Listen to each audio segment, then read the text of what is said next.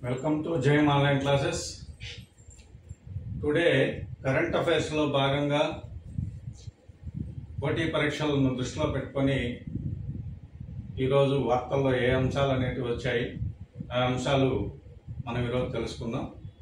అందులో ముఖ్యంగా ఈరోజు పేపర్లో చూసినట్లయితే షుగర్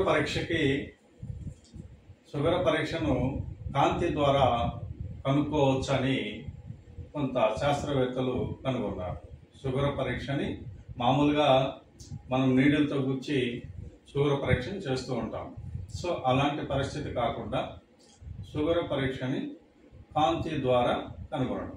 సో షుగర్ పరీక్షకి కాంతి మార్గం. షుగర్ పరీక్షకి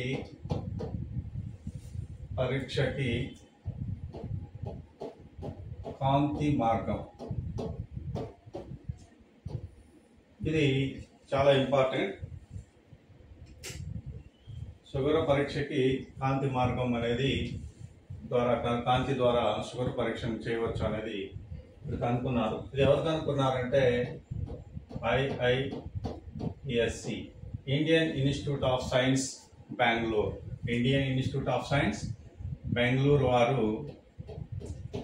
బెంగళూరు వారు ఈ కాంతి ద్వారా షుగర్ పరీక్షలు చేయవచ్చు అనే విషయాన్ని కనుగొన్నారు. తర్వాత దీంట్లో ఫోటో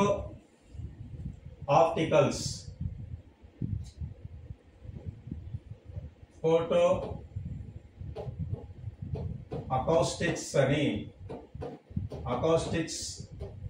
సెన్సింగ్ విధానాన్ని ఉపయోగించారు. ఫోటో అకౌస్టిక్స్ సెన్సింగ్ విధానాన్ని ఉపయోగించారు అనే విషయాన్ని కూడా ఇక్కడ మనం గుర్తుంచుకోవాలి. తర్వాత దీంట్లో ఉపయోగించినటువంటి కాంతి పోలరైజ్డ్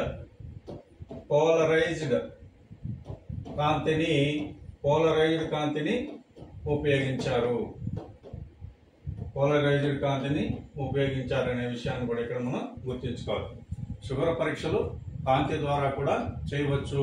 నీడిల్తో గుచ్చే విధానానికి స్వస్తి చెప్పి Indian institute of science Bengaluru వారు ఈ విషయాన్ని కనుగొనడం, దీంట్లో ఫోటో అకౌస్టిక్ సెన్సింగ్ విధానాన్ని ఉపయోగించడం, పోలరైజ్డ్ కాంతిని ఉపయోగించడం ద్వారా ఈ పద్ధతిని సులువుగా షుగర్ పరీక్షలు చేయడానికి ఉపయోగపడుతుందనే విషయాన్ని ఇక్కడ Indian institute of science Bengaluru వారు శాస్త్రవేత్తలు నిరూపించడం అనేది జరిగింది. ఈ విషయాన్ని ఒకటి మనం గుర్తించుకోవాలి.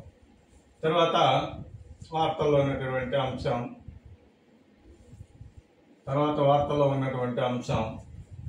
ఇఫ్కో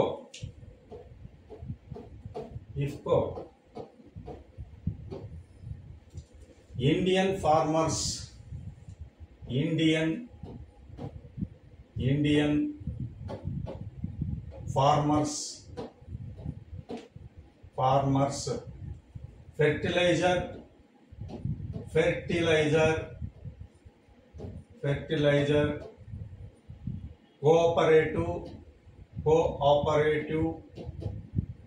కోఆపరేటివ్ జాతీయ డైరెక్టర్గా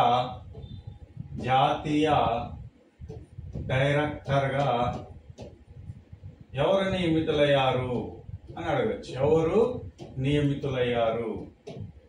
ఎవరంటే కర్రోతు బంగారాజు దీనికి నియమితులయ్యారు. సో ఈ విషయాన్ని మనం ఇక్కడ గుర్తించుకుంటే సరిపోతుంది. ఎవరు? ఇఫ్కో జాతీయ డైరెక్టర్గా ఎవరు నియమితులయ్యారు అనేటువంటి విషయాన్ని కూడా అడగచ్చు. ఈ అంశం కూడా కర్రోతు బంగారాజు, ఈ అంశం కూడా ఈరోజు వార్తల్లో నిలిచింది. ఈ విషయం కూడా మనకు ఎగ్జామినేషన్ పాయింట్ ఆఫ్ వ్యూలో చాలా ఇంపార్టెంట్గా మనం భావించాలి. తర్వాత మనకి ఏఐ అనే పేరు మీరు విని ఉంటారు. ఆర్టిఫిషియల్ ఇంటెలిజెన్స్ అనేటటువంటి విధానం ద్వారా ఏఐ ద్వారా కేవలం కేవలం 7 సెకన్ల కాలంలో గుండె జబ్బును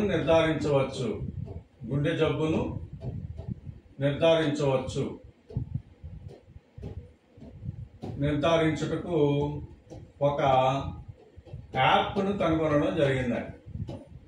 సో ఒక యాప్ని కనుగొనడం జరిగింది. ఆ యాప్ ఏంటి అనేటువంటి క్వశ్చన్ కూడా మీకు అడగచ్చు. సర్కేడియన్ వి యాప్. సర్కేడియన్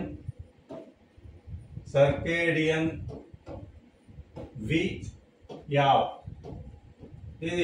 ఈ యాప్ పేరు కానీ అడిగితే సర్కేడియన్ వి యాప్. దీన్ని ఎవరు కనుగొన్నారు అంటే ఎన్ఆర్ఐ విద్యార్థి నంద్యాల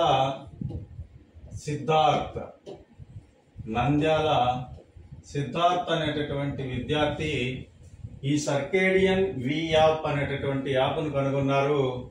ఈ యాప్ ద్వారా గుండె జబ్బును కేవలం 7 సెకండ్లలోనే మనము నిర్ధారించడానికి వీలవుతుంది అనే విషయాన్ని మనం వార్తల్లో ఈరోజు చూసాం.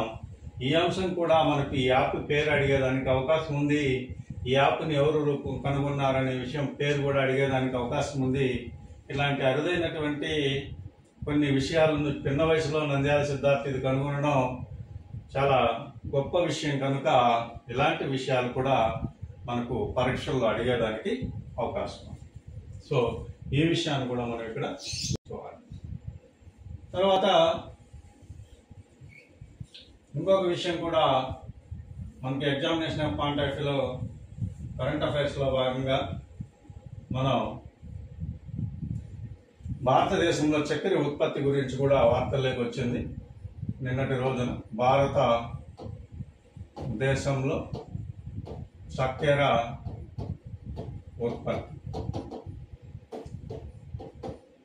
ఉత్పత్తి మామూలుగా పరిశ్రమలో అనే విషయానికి వచ్చినట్లయితే మనం ఎకానమీలో భాగంగా పరిశ్రమలో మనం ఏం చదువుకుంటామంటే భారీ తరహా పరిశ్రమలని, మధ్య తరహా పరిశ్రమలని, చిన్న లేదా సూక్ష్మ పరిశ్రమలని, కుటీర పరిశ్రమలని మనం చదువుకుంటూ ఉంటాం. సో ఈ పెట్టుబడి తరహాను బట్టి ఈ పరిశ్రమలను మనం విభజించడం జరుగుతుంది. అయితే భారతదేశంలో చక్కెర పరిశ్రమ ఏ తరహా పరిశ్రమ అన్నట్లయితే ఇది భారీ తరహా పరిశ్రమ అని మనం చెప్పాలి. భారీ తరహా పరిశ్రమ ఇది. అయితే భారతదేశంలో అంటే ప్రపంచంలోనే అత్యధికంగా చక్కెర ఉత్పత్తి చేసే దేశం కూడా భారతదేశం. ప్రపంచంలోనే ఫస్ట్ ప్లేస్లో ఏదుంది? భారత్ ఉంది. First place ఏదుంది? భారత్ ఉంది. చక్కెర ఉత్పత్తిలో భారతదేశమే మొదటి స్థానంలో ఉందనే విషయాన్ని ఒక నివేదిక మనకు వెల్లడించింది. ఇది ఎవరు ఈ నివేదికను అందించారంటే ఇండియన్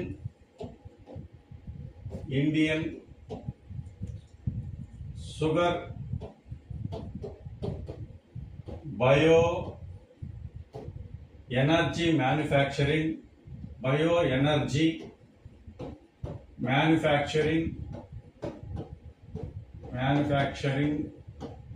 అసోసియేషన్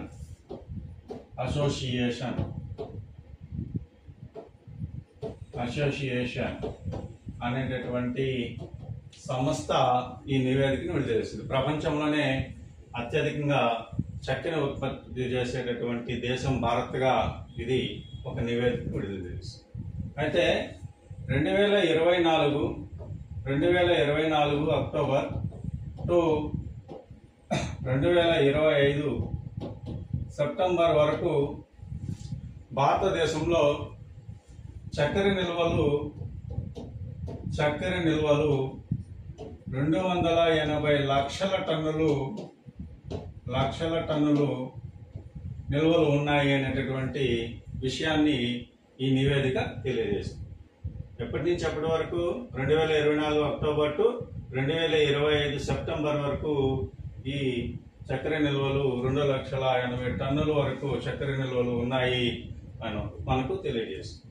అయితే ఇవన్నీ కూడా ఈ 280 లక్షల టన్నులు వినియోగానికి సిద్ధంగా ఉంది అనే విషయాన్ని మనం ఇక్కడ గుర్తుంచుకోవాలి. అయితే ఇదే సంవత్సరంలో అక్టోబర్ 24, 2024 అక్టోబర్ 2024 నుండి 2025 మార్చ్ 2025 మనకు 2025 మార్చి వరకు కూడా 91.6 లక్షల టన్నులు వినియోగంలోకి వచ్చింది. 91.6 లక్షల టన్నుల చక్కెర వినియోగంలోకి వచ్చింది. ఇంకా వినియోగానికి సిద్ధంగా ఎంత ఉంది అనేటటువంటి విషయాన్ని కనుక మనం తీసుకున్నట్లయితే 92 లక్షల టన్నులు చక్కెర ఇంకా వినియోగంలోకి ఉంది, ఇంకా నిల్వ అనేది ఉంది. 92 లక్షల టన్నుల షుగరు ఇంకా నిల్వ ఉంది. దీన్ని కూడా మనం వినియోగించుకోవచ్చు అని నివేదిక తెలియజేసింది. సరే, ఇంకా పరీక్షలు ఎలా అడగచ్చు అంటే సగటు నెలసరి చక్కెర వినియోగం ఎంత అని అడిగితే 22.8 లక్షల టన్నులు. 22.8 లక్షల టన్నులు చక్కెర నెలసరి సగటు వినియోగం. అయితే భారత్ అయితే ఫస్ట్ ప్లేస్ లో ఉంది. భారత్లో ఫస్ట్ ప్లేస్ లో ఉన్నటువంటి రాష్ట్రాలు ఏంటంటే చక్కెర ఉత్పత్తిలో మొదటిది ఫస్ట్ వన్ ఉత్తరప్రదేశ్, రెండవది మహారాష్ట్ర, మూడవది కర్ణాటక అనే విషయాన్ని మనం ఇక్కడ గుర్తుంచుకోవాలి. సో ఈ భారతదేశంలో చక్కెర ఉత్పత్తికి సంబంధించినటువంటి నివేదికను ఎవరు ఇచ్చారంటే Indian sugar bio energy manufacturing association వారు ఈ నివేదికను విడుదల చేశారు. ప్రపంచంలోని భారతదేశ చక్కెర ఉత్పత్తిలో మొదటి స్థానంలో ఉందనే విషయాన్ని గుర్తుంచుకోవాలి. అయితే భారతదేశంలో 2025 సెప్టెంబర్ వరకు ఉన్నటువంటి నిల్వలు ఎంత ఉందంటే 280 లక్షల టన్నులు మనకు వినియోగంలోకి నిల్వలు ఉన్నాయి, చక్కెర నిల్వలు అనే విషయాన్ని ఇక్కడ మనం గుర్తుంచుకోవాలి. ఇంకో పాయింట్ అంటే భారతదేశంలో అత్యధికంగా చక్కెర ఉత్పత్తి చేసేటటువంటి రాష్ట్రం మొదటి స్థానంలో ఉత్తరప్రదేశ్ ఉంటే, రెండవ స్థానంలో మహారాష్ట్ర, మూడవ స్థానంలో కర్ణాటక ఉంది అనే విషయాన్ని కూడా ఇక్కడ మనం గుర్తుంచుకోవాల్సినటువంటి అవసరం ఉంది. తర్వాత వార్తల్లో అంశం ఇంకా మనం ఎగ్జామినేషన్ పాయింట్ ఆఫ్ వ్యూలో ఇంకా గుర్తుంచుకోవాల్సినటువంటి ఇంకొక అంశం ఏంటి అంటే మనకి వాతావరణంలో పెరుగుతున్న బొగ్గు పులుసు వాయువు. వాతావరణంలో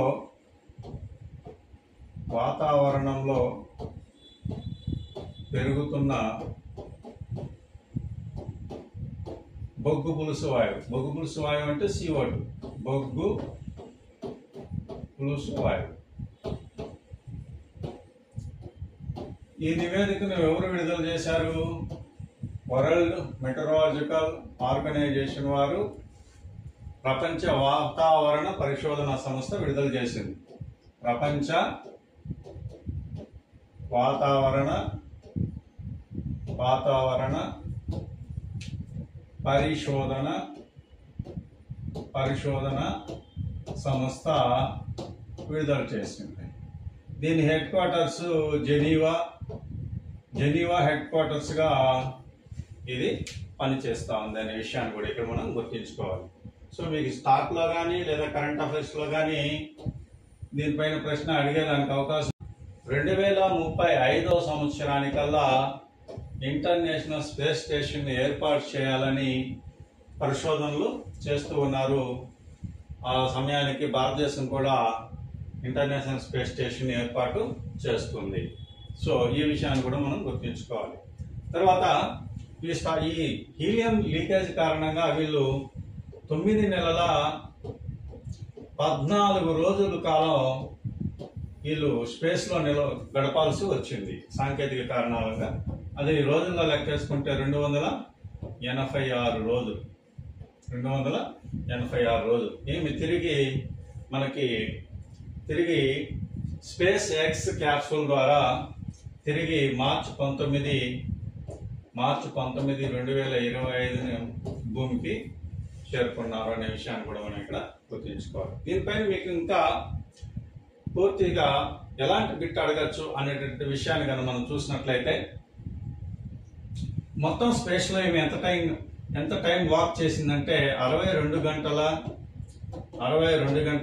6 నిమిషాల కాలం 6 నిమిషాల కాలం ఈమె స్పేస్ వాక్ చేసిందనే విషయాన్ని మీరు ఇక్కడ గుర్తుంచుకోవాలి. ఎంత టైము? 62 గంటల 6 నిమిషాల టైం స్పేస్ వాక్ చేసింది.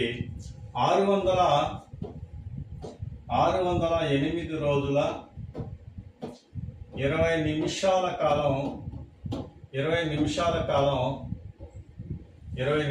కాలం ఈమె అంతరిక్షంలో గడిపింది. ఇప్పటి వరకు 2025 మార్చ్ 19 వరకు ఈమె సునీత విలియమ్స్ ఎంతకాలం అంతరిక్షంలో గడిపింది అన్నటువంటి విషయాన్ని కనుక తీసుకుంటే 608 రోజుల 20 నిమిషాల అంతరిక్షంలో గడిపింది. 62 గంటల 6 నిమిషాల టైం స్పేస్ వాక్ చేసింది అనే విషయాన్ని కూడా గుర్తించుకోవాలి. సో ఈ దఫ 2024 జూన్ 5వ తారీఖున సునీత విలియమ్స్తో పాటు బుచ్ విల్మోర్ కూడా వ్యోమగామైనటువంటి వ్యక్తి కూడా సునీత విలియమ్స్తో వెళ్ళడం జరిగింది. ఈ విషయాన్ని కూడా మీరు ఇక్కడ గుర్తుంచుకోవాలి. ఇది పరీక్షా పాయింట్ ఆఫ్ వ్యూలో మనకు ఇది చాలా ఇంపార్టెంట్. ఈ విషయాలన్నీ కూడా గుర్తుంచుకోవాలి. Okay, thank you.